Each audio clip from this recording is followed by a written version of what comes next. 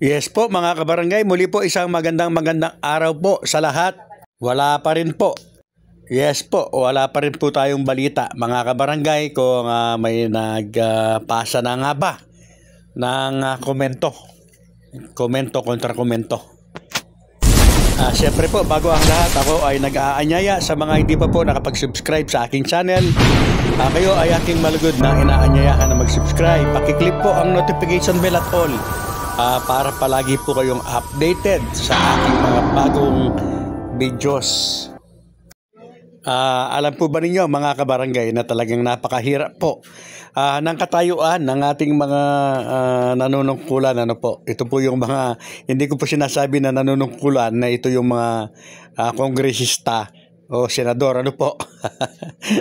Ang ibig ko po sabihin ay kagaya po nitong COMELEC chairman, kasama na yung mga kasama niya. Ganon din po yung ating solicitor general or ang ating executive secretary, na sila ang dapat na sumakit ang ulo, magdepensa dito po sa ginawa ng mga senador at kongresista po natin.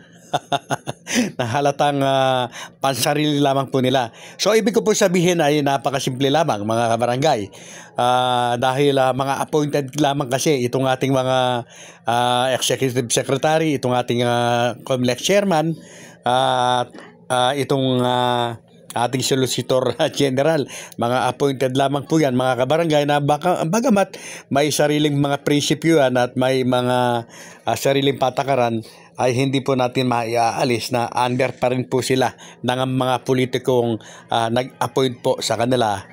Hindi po ba? Yes po mga kabarangay, wala pa rin malinaw kung may naisabit na nga po ba na sagot o kasagutan itong mga respondent. Ano po, ito nga pong tinutukoy na COMELEC, Executive Secretary, ang ating Senado at Kongreso. Patungkol po o sagot sa petisyon ni Atty. Macalintal.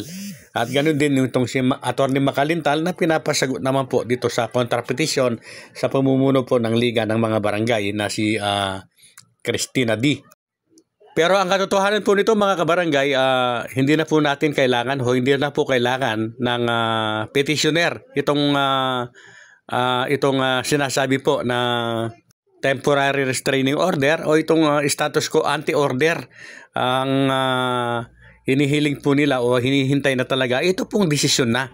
Yes po, final decision na dapat na matutuloy ba ang halalan sa December 1, 2025 o mapopospon na ba ito at matutuloy ang halalan sa November 2, 2026 mga kabarangay?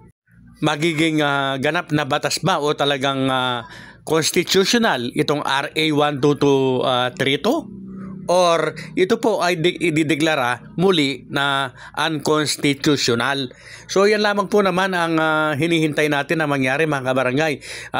Yung mabilisan na desisyon na po dapat ng korte, dahil October 1 po ay magkakaroon na po or naka-schedule na po sa October 1 ang filing of Certificate of Candidacy.